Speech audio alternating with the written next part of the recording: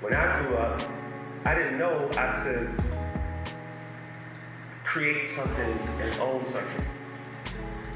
But I knew it was easier for me to do some of that than go out and raise money for this.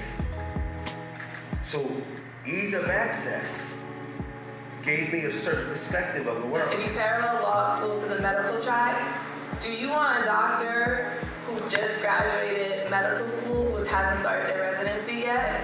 Probably not. And so you have to be realistic of where you are in your journey, and it's not a knock, it's just a reality of it. They have to be in law. Laws don't protect us, but we put enough people in power.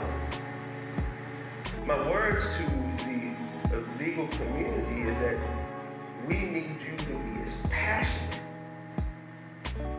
about protecting Black art and protecting us, and also setting the standard